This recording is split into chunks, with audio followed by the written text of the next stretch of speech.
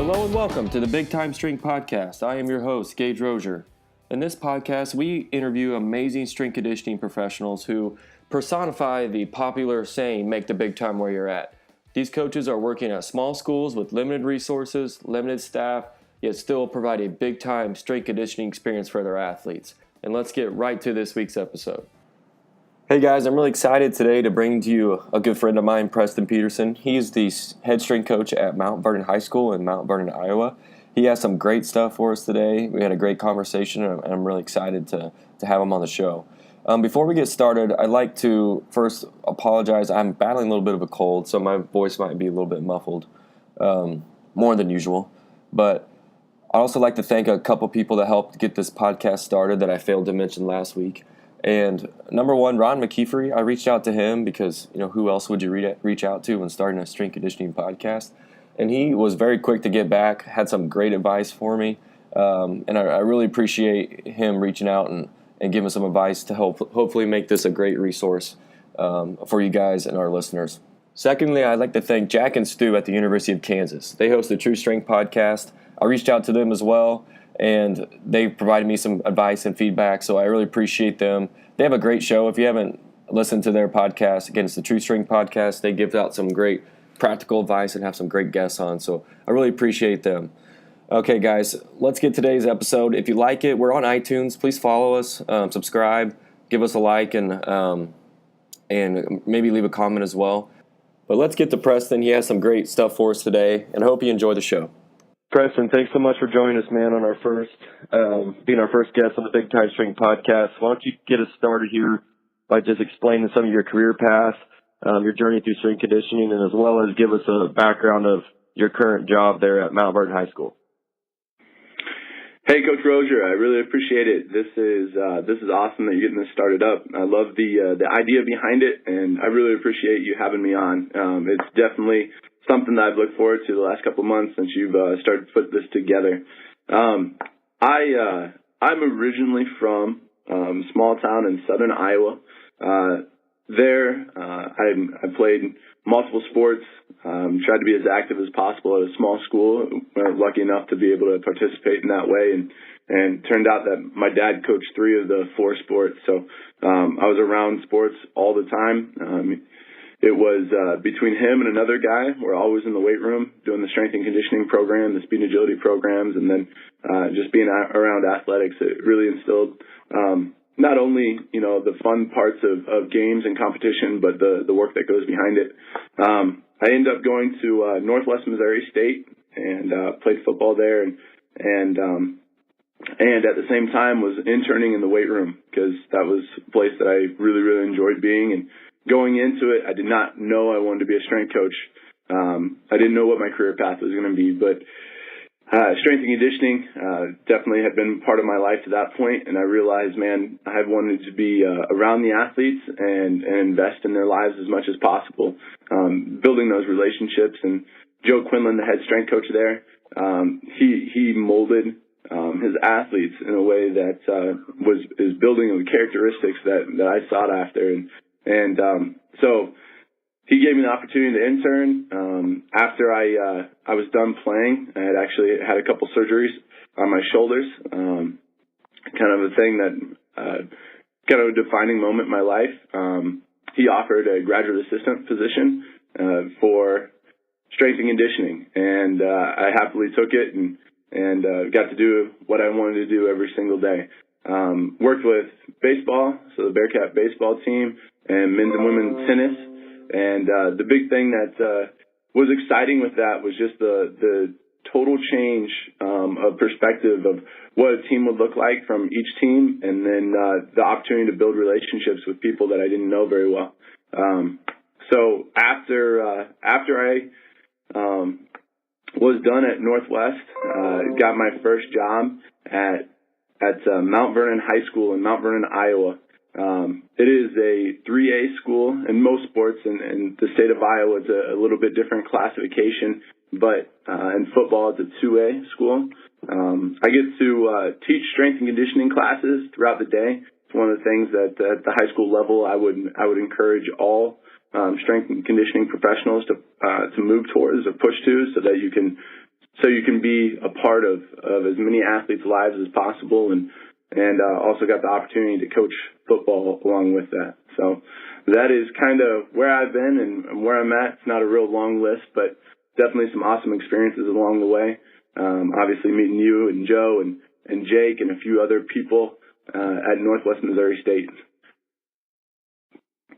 Well, that's awesome. And I think you mentioned a couple of times in there, and just knowing you, I know is just a huge part of why you do this, is just impacting lives. And I know you were so talented at that when I was able to work with you at Northwest, and I know you're doing that at Mount Vernon. So it's really cool to kind of hear your background there, and you can really see, you know, why you're doing this in this profession is to impact lives. It's pretty special. So as we get into our topics here, one thing we really want to focus on is, you know, how do you run your program in your department, you know, at the high school level or wherever our coaches are at. So why don't you give us a background or explain a little bit to us what your department's mission statement is or some of the core values you want with your strength conditioning program.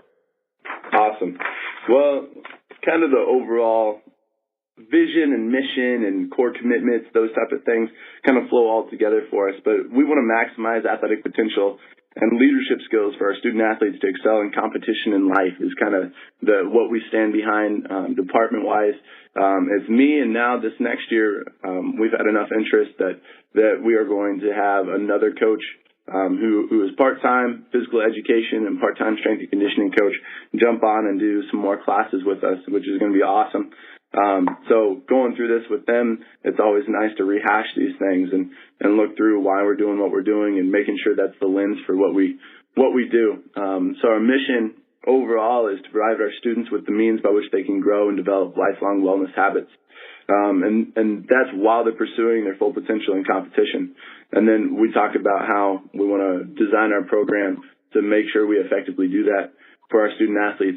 One of the things that we break down a decent amount within the class and within each strength and conditioning session is it's no doubt about athletic performance and injury prevention and all the other physical things that you'll get from the weight room and from just training in general. But one of the things that we'll always try to hit on are these core commitments or things that we really hold near and dear to our heart and something that we want all of our student athletes at Mount Vernon to walk away with. And our first one is respect.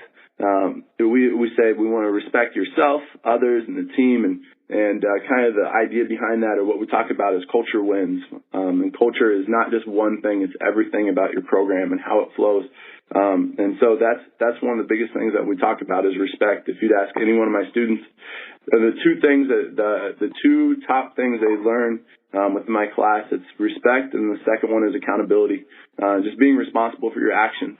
We break that down just a little bit more to being attentive to detail also. I truly believe the measure of somebody becoming an adult, somebody that's responsible, is when they can take what they've done and own up to their actions, whatever that is. And that could be good or bad, but being able to be responsible for those things. The last three we talk about, but it's not one of those things that we emphasize quite as much. In the next couple of years here, that's where we'll implement those core commitments just a little bit more. But it's the selflessness for servant-hearted leadership is what we're looking at. So we is always greater than me mentality. Consistency, we want positive attitude and outstanding effort every single day. And then the last one is determination.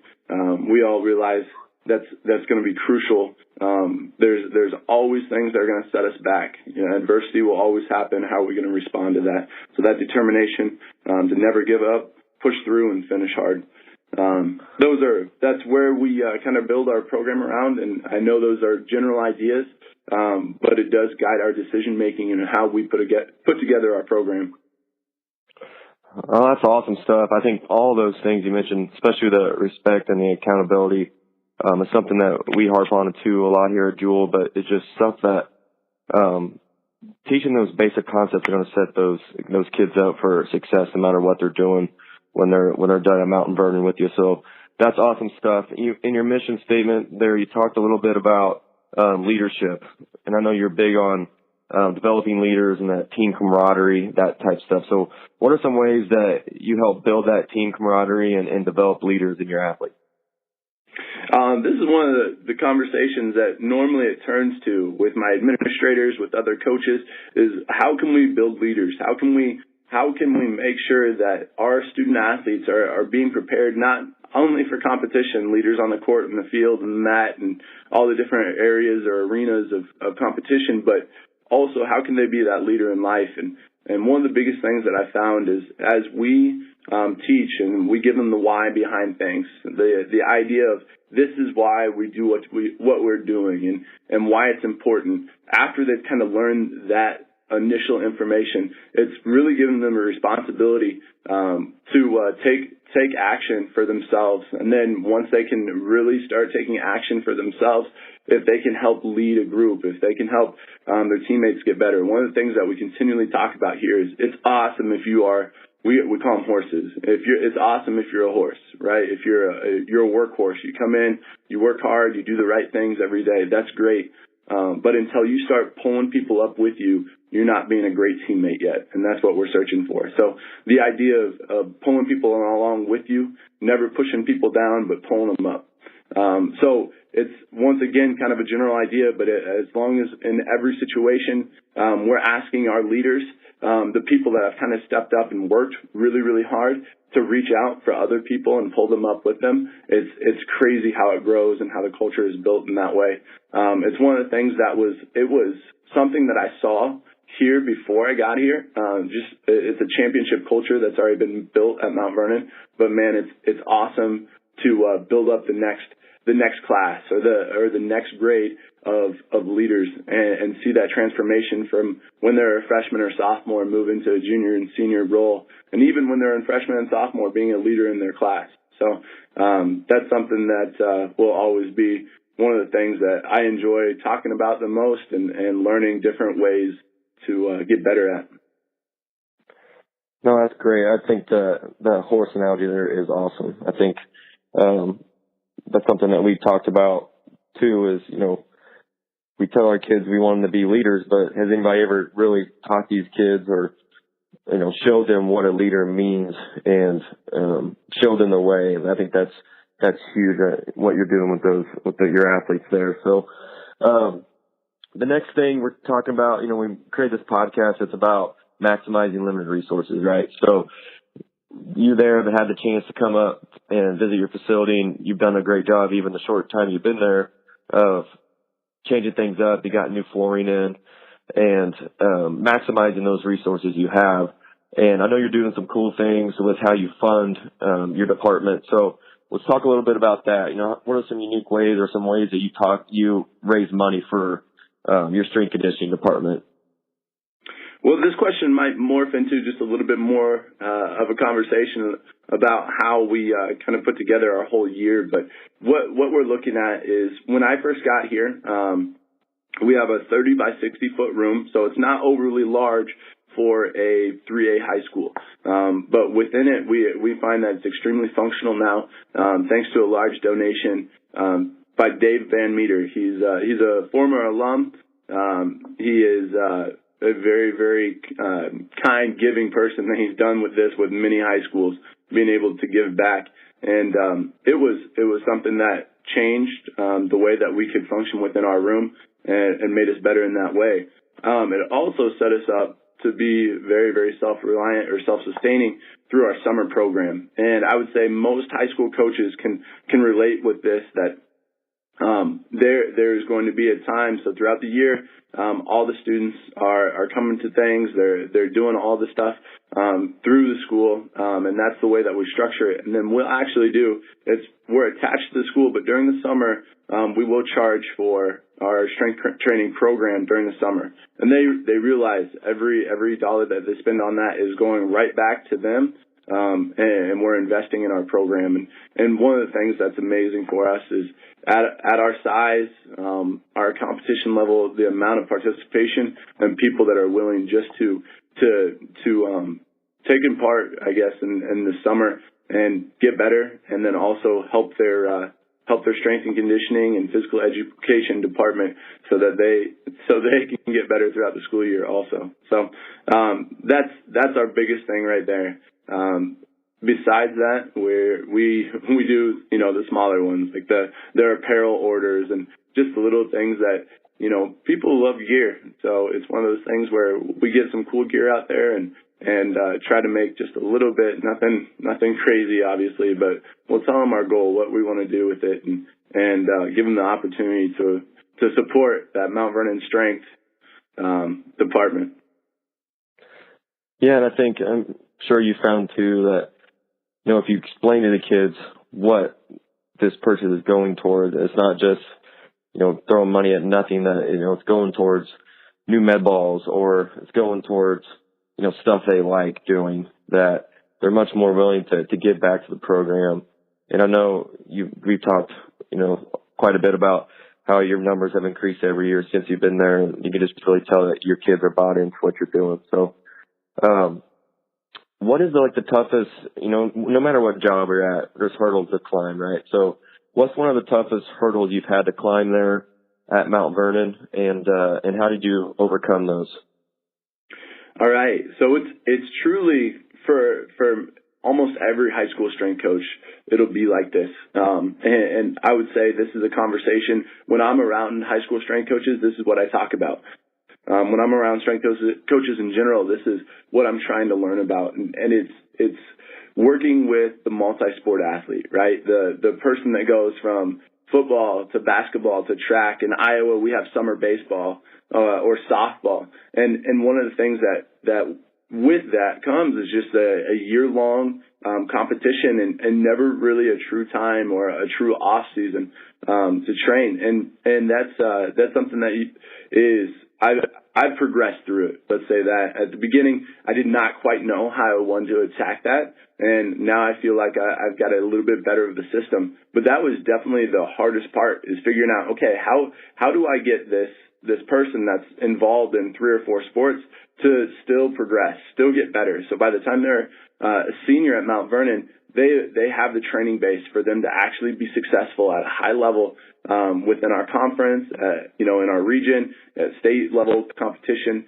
How can we progress them in that way? So each time that I get a freshman class in, we try to make sure that we're going to teach. We do a lot of teaching to make sure that form is correct. The why behind what we're doing is on point. We make sure that everything that we do it comes back to relative body weight positioning and fundamental movements before we progress them along.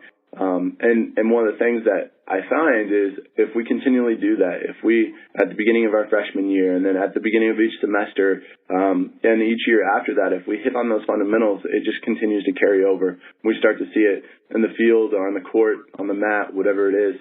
And it's one of those things that now that I've been here a couple years, I can start to see the benefits of making sure those fundamentals or those foundations have been laid or set with our athletes. Yeah, we've talked a little bit about kind of your challenges there with that, and I think the way that you're doing it is really brilliant, because it's simple, yet it's very thought out, and it's progressive, and to be able to do that within a class setting like you have to, where you have different teams and different ages all in the same class at a time in a limited time, to make sure that they're progressed accordingly and they're not all just doing the same workout if it doesn't fit them. I think what you're doing there is really brilliant and some awesome stuff. So I encourage our listeners, if you have questions on Preston's program or anything he's doing, reach out to him, especially if you're in that setting where you're working with a multi-sport athlete, because he's doing some awesome things. So let's transition to a couple more questions here. Let's talk about professional development stuff. I know you're dedicated to learning, man. You're always trying to get better. So what are you excited about learning right now and improving on here this next year as a coach and as a teacher? Man, just this I think it's been the whole year. I've started to really challenge my views on agility, on speed development, on just so many of the things that are foundational to sport, right? The better movers win The better movers have less injury. The better movers are going to be proficient in our fundamental movements within the weight room. So if we can be fast, if we can change direction, if we can execute different cuts, and if we can have an external stimulus and react upon it, man, we're going to be better. So I've been doing a lot of studying on that. One of the first things that really stood out to me, there's a place called Building Better Athletes in Dubuque, Iowa. They call themselves BBA. Look them up on Twitter. Definitely follow them. Here's the thing. They put so much good content out there, different drills, how to maximize agility. And that's their big thing, is teaching what true agility is. And some other coaches that have stemmed off of that are Scott Meyer from Farmington High School in Minnesota. He's doing some awesome things. And one of the things that I got to do this spring is go listen to him at a conference, and he's kind of putting together his linear speed development and his agility and what that looks like. So speed development is definitely what I'm trying to learn the most at the moment. Some of the people that have really invested in me or I have just done a lot of research on are Joe Quinlan at Northwest Missouri State. There's no doubt he's had the results.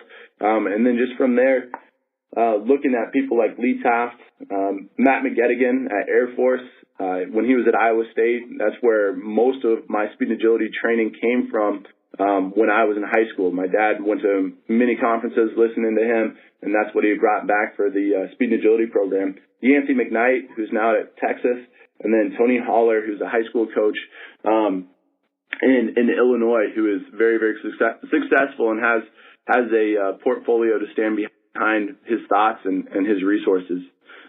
So that is something that hopefully throughout this next year I improve big time on.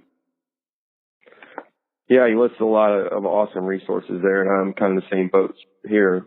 That speed and agility I think is so fascinating, just because I think there's a lot of potential there to improve our athletes on how they move and being efficient in movement, and it's something that I think you can always learn on.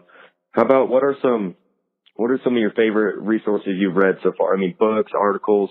What are some of your go-tos that you think really helped you along as a coach that our listeners can look up and really take some practical information from?